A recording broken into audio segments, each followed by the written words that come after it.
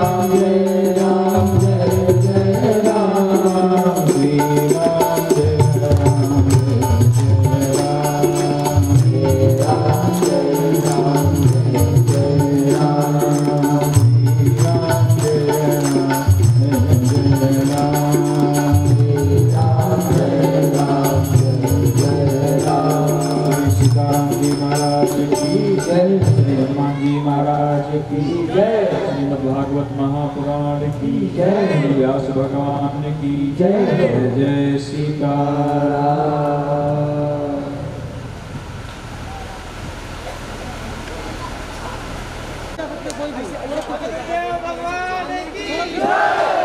बोलिए सदगुरुदेव भगवान की, बोलिए श्री सदगुरुदेव भगवान की, बोलिए श्री सदगुरुदेव भगवान की, बोलिए श्री सदगुरुदेव भगवान की।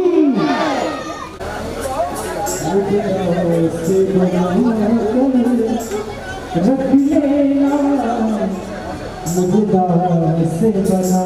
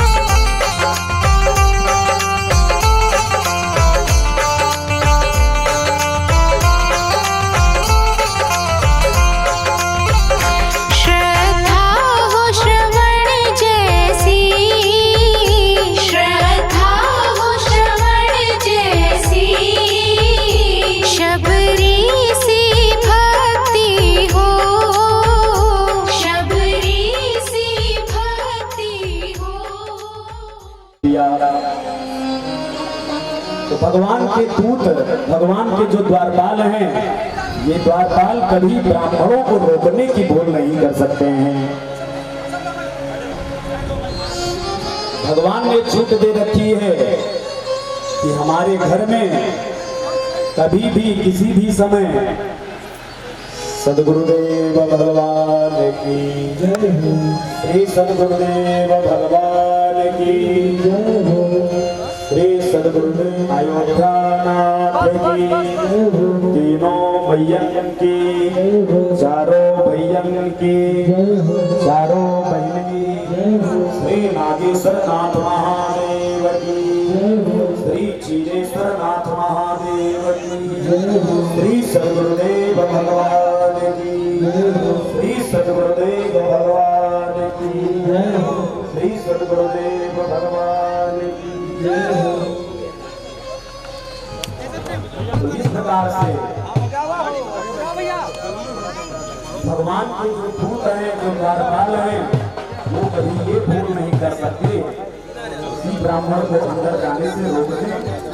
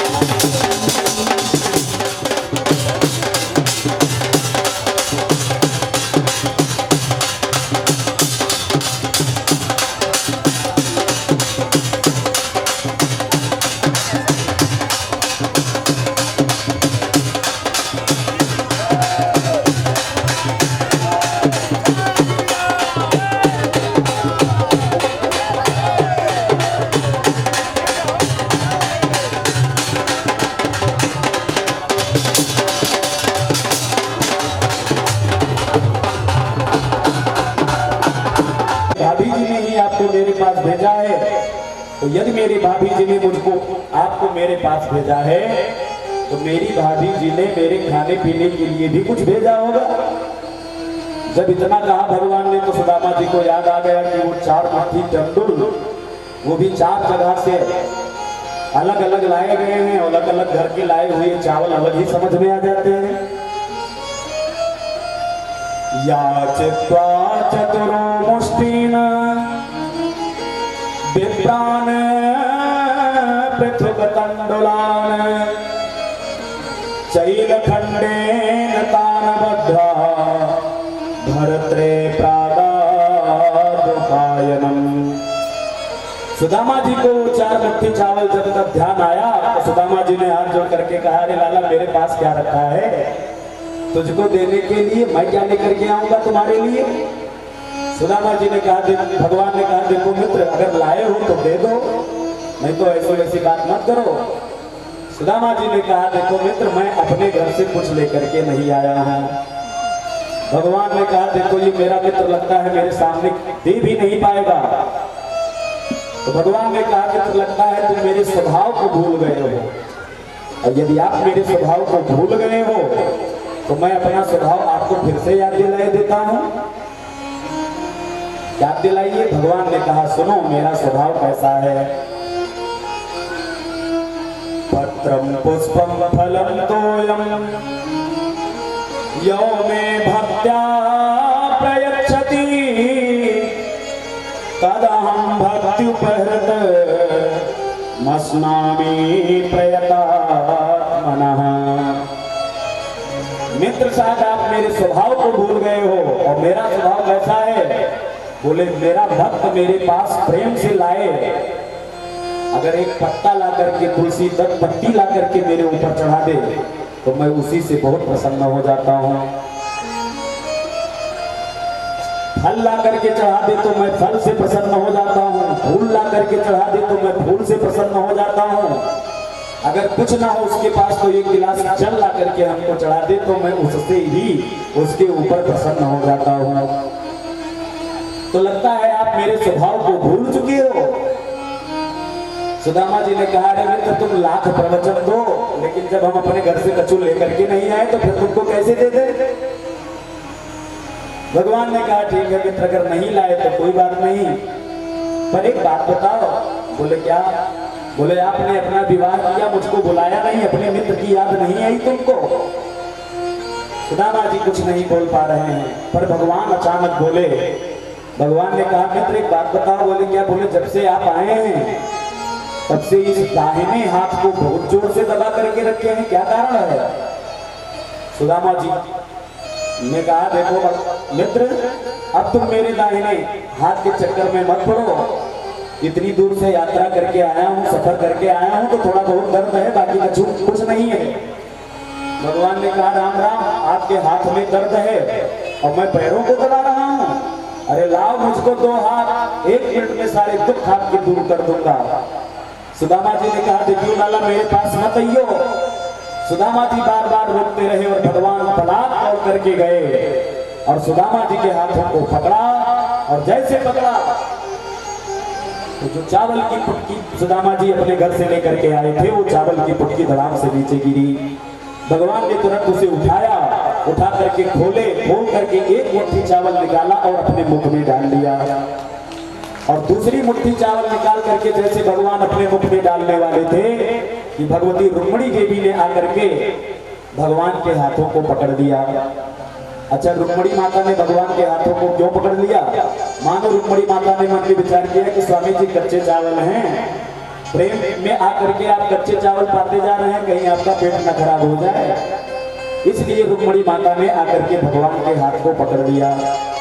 या फिर मानो माता रुक्मिणी ने भगवान के हाथ को इसलिए पकड़ लिया, मानो रुक्मिणी माता ने मन में विचार किया कि महाराज एक भक्त के घर से लाया हुआ ये प्रसाद है और प्रसाद कभी अकेला नहीं पाना चाहिए और आप अकेले ही सारा प्रसाद पाते जा रहे हैं। इसलिए रुक्मिणी माता ने आकर के भगवान के हाथों को पकड़ लिया। भगवान ने रुक्मिणी माता के हाथ में तंदूर दे दिया, कहा देवी ले जाओ, ये एक उच्च कोटि महात्मा के घर से आया हुआ ये प्रसाद है, इसलिए ले जा करके इसको सारी पट महिषियों के बीच में जाकर के इस प्रसाद का वितरण कर दो। इस प्रकार से भगवान ने सुदामा जी से कहा अरे मित्र, इतना सुंदर प्रसाद लाए थे और इतना सुंदर प्रसाद ला करके हमसे छुपा रहे थे। एक बात बताओ, मेरी भाभी जी ने यदि इतना सुंदर प्रसाद मेरे लिए भेजा है तो उन्होंने कोई सूचना भी भेजी होगी। सोई सुदामा जी को याद आ गया कि जब मैं द्वारिका आ रहा था तो मेरी पत्नी सुशीला ने एक बात कहा था। हाँ लाला, तुमने बढ़िया याद दिलाया। सुशीला ने एक बात कही थी, क्या कहा था? सोई सुदामा जी ने सुना दिया। एक माह गई पाख में 2 एकादशी होय, मेरे घर गोपाल जी नित्य एकादशी होय। हे प्रभु, आपके परम प्रिय भक्त जो वैष्णव हैं वो 1 महीने में 2 बार एकादशी का व्रत करते हैं, पर आपके आशीर्वाद में मेरे घर में रोज एकादशी का व्रत होता है। जैसे इतना भगवान सुने, भगवान ने अपने दोनों नेत्रों को बंद कर दिया और मानो भगवान ने अपने दोनों नेत्रों को बंद करके भाभी सुशीला को प्रत्युत्तर भेज दिया। भगवान ने कहा होनी थी सो है गई, अब नाए सी होय, भाभी तेरे महल में नित्य द्वादशी होय। बोल कृष्ण कन्हैया लाल की। तुरंत नेत्र बंद करके मानो भगवान ने प्रत्युत्तर भेज दिया कि भाभी जो होना था वो हो चुका, अब आपके भवन में कभी ऐसा कुछ होने वाला नहीं है। भगवान ने तुरंत विश्वकर्मा को बुला करके आदेश दिया और कहा जाओ सुदामा जी को घर को बिल्कुल द्वारिकापुरी की तरह बना करके आओ। विश्वकर्मा ने जा करके एक उस पुरी का निर्माण कर दिया, उसी पुरी का नाम सुदामापुरी रखा गया। बोल कृष्ण कन्हैया लाल की। इधर सुदामा जी ने भगवान के पास आकर के पूछा लाला, मेरे आते ही तुमने पूछा कि तुमने विवाह किया कि नहीं किया। अब मैं वही प्रश्न आपसे कर रहा हूँ, तुमने विवाह किया कि नहीं किया। भगवान ने मुस्कुरा करके कहा अरे मित्र, अब आप घर पर ही बैठे हो तो जितने विवाह हुए हैं सारी पत्नियों को मेरे आशीर्वाद दे दीजिए। सुदामा जी ने कहा ठीक है, आप अपनी पत्नियों को बुलाइए। भगवान ने तुरंत पट्ट महिषी को जाकर के आदेश दिया कि जाओ सारी महारानियों से कह दो कि सब तैयार होकर के आए और उच्च कोटि के ब्राह्मण पधारे हैं, इनका आशीर्वाद लेकर के जाएं। महाराज रुक्मणी भगवती रुक्मणी ने जाकर के आदेश दिया, सारी पट्ट महिषियां तैयार है करके सुदामा जी के चरणों में आकर के प्रणाम करने लगी। भगवती रुक्मणी देवी ने आकर के सुदामा जी के चरणों में किया प्रणाम। महाराज जी प्रणाम। सुदामा जी ने भगवान की तरफ इशारा करते हुए पूछा, लाला ये कौन है? भगवान ने कहा, मित्र ये मेरी प्राण वल्लभा, मेरी अर्धांगिनी श्री रुक्मणी देवी है। ओहो पति प्रिया भव, सौभाग्यवती भव, अनेकानेक आशीर्वाद दे डाला। थोड़ी देर में सत्यभामा जी दौड़ी दौड़ी आई, महाराज जी प्रणाम। भगवान ने सुदामा जी भगवान की तरफ इशारा करते हुए पूछे, लाला ये कौन आ गई? भगवान ने कहा, लाला मित्र ये भी वही हैं। अच्छा दो दो विवाह कर रखो है तेने? अरे पति प्रिया भव, सौभाग्यवती भव, तमाम आशीर्वाद दे डाला। थोड़ी देर में जामवती जी दौड़ी दौड़ी आई, महाराज जी प्रणाम। सुदामा जी ने भगवान की तरफ इशारा करते हुए पूछा, लाला ये कौन आ गई? भगवान ने कहा, देखो लाला मित्र अब बार बार मेरे मुख से मन कहलवाओ, मतलब इस समय जो जो आ रही हैं सब वही हैं। सुदामा जी ने मन में विचार किया कि होंगी 10, 20, 50, 100, इससे ज्यादा तो नहीं होगी। पर वहां तो बड़ी लंबी चौड़ी लाइन लगी हुई है। धीरे धीरे संख्या जब 100 के ऊपर जाने लगी तब तो सुदामा जी घबराने लगे। धीरे धीरे संख्या जब 1000 पहुंची तब तो अब मुख से आशीर्वाद भी निकलना मुश्किल होने लगा।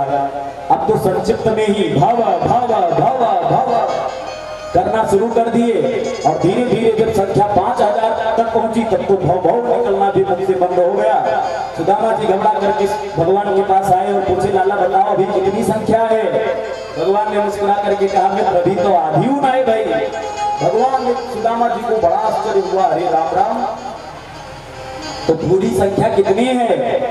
भगवान ने कहा, मित्र पूरी संख्या 16,108 की है। जैसे सुदामा जी के पैरों की जमीन नीचे से मानो जमीन खिसक गया। हाथ जोड़ करके बोले, लाला तेरी जन्म से ही लीला बड़ी अद्भुत थी, तेरी लीला तू समझे, मैं तो नहीं समझ पाया। पर देख लाला अब मैं आशीर्वाद नहीं दे सकता, मुझको बड़ी थकान लग गई है। भगवान ने हाथ जोड़ करके कहा, मित्र तुम मेरे घर में कराओगे महाभारत? बोले क्यों? बोले आधे रानियों को आशीर्वाद दे दिया है और आधी रानियों को आशीर्वाद नहीं दिया, तो जिनको आशीर्वाद नहीं दिया वो बुरो मानेंगे कि ना है? भगवान ने कहा, ये तो बात है, पर एक बात बताओ। बोले क्या? बोले ये सब है तुम्हारी अर्धांगिनी और आप हो इनके अर्धांग, तो इनके तरफ से आकर के आप मुझको प्रणाम कर लो, मैं आपको एक साथ ही एक बार में आशीर्वाद दे दूं। भगवान ने कहा, हाँ मित्र ये ठीक है। भगवान ने आकर के अपनी सारी रानियों की तरफ से अकेले ही प्रणाम किया और सुदामा जी ने भगवान जी को आशीर्वाद दिया। इस प्रकार से रात्रि बीत गई। सुबह होते ही सुदामा जी ने भगवान से कहा, प्रभु मित्र अब मैं अपने घर को वापस चलना चाहता हूँ। भगवान ने तुरंत सुदामा जी को वापस कर दिया और सुदामा जी को थोड़ी दूर छोड़ करके आए। सुदामा जी रास्ते में जा रहे हैं और मन में विचार कर रहे हैं, कहाँ हम दरिद्र पापियान कृष्ण श्रीनिकेतन ब्रह्म बंधुरितिस्माहं बाहुभ्यां परिरंभितः। सुदामा जी मन में विचार कर रहे हैं, कहाँ मैं जन्म जन्मांतर का दरिद्र और कहाँ मेरा मित्र लक्ष्मीपति, साक्षात श्रियापति लक्ष्मीपति है। फिर भी जब इसको पता चला कि मैं द्वारिका में पधारा हूँ तो मेरा बढ़ करके कितना दिव्य भव्य इसने स्वागत किया, बस मेरे लिए यही बहुत है। और मैं जानता हूँ इसने मुझको धन क्यों नहीं दिया, क्योंकि किसी धनहीन व्यक्ति को अगर अचानक बहुत सारा धन मिल जाए तो उसको बहुत अहंकार आ जाता है। अधनोयं धनं प्राप्य मां स्मरेत इति कारुणिको नूनं धनं मे भूरिना ददात। इसीलिए मेरे कन्हैया ने मुझको धन नहीं दिया है। इस प्रकार से विचार करते करते सुदामा जी अपने घर पर पहुंचे। वहां पर जाकर के देखा कि वहां पर तो उनकी झोपड़ियां गायब है, बढ़िया बड़े बड़े महल अटारी बने हुए हैं। तो सुदामा जी घबराए सुशीला जी ने जब देखा तो दिव्य सोलह श्रृंगार करके पूजन की आरती की थाली लेकर के सुशीला माता दौड़ी दौड़ी आई और सुदामा जी के चरणों से आरती उतारना शुरू किया और सुदामा जी का दिव्य भव्य स्वागत हुआ। और जब सुदामा जी अपने भवन में पहुंचे तो सुदामा जी ने सुशीला जी से पूछा, अरे देवी इतनी महंगी साड़ी, इतने महल अटारी, इतने ऊंचे ऊंचे महल अटारी, ये सब कहां से आ गए, कैसे आ गए? तब सुशीला जी ने सारी कथा सुनाई। तब सुदामा जी कहते हैं, देवी आज मुझको पक्का विश्वास हो गया कि भगवान का एक नाम घनश्याम है। घनश्याम नाम मेघों का और भगवान का भी नाम घनश्याम है। जो बरसात करते हैं उनका नाम भी घनश्याम है। घनश्याम का कृपा, घनश्याम की जो कृपा होती है वो निस्वार्थ होती है। अरे हम लोग अब रात्रि में खर्राटे बजा करके सोते रहते हैं और घनश्याम कब आकर के रात्रि में कितना वर्षा करके जाते हैं हमको आपको पता नहीं चलता। जब सुबह हम सो करके उठते हैं, बाहर निकलते हैं, तब देखते हैं, तब कहते हैं राम राम, लगता है रात्रि में बहुत बारिश हुई है। तो यदि घनश्याम को हमसे ये अपेक्षा होती कि ये सब जब जग रहे हों तब मैं बरसात करूं ताकि उनको पता चले कि मैंने इनके ऊपर इतनी बड़ी कृपा की है, तो घनश्याम कभी रात्रि में आकर के बरसात नहीं करते। पर घनश्याम को हमसे कोई अपेक्षा नहीं है, इसलिए घनश्याम रात्रि में आकर के बरसात करके चले जाते हैं।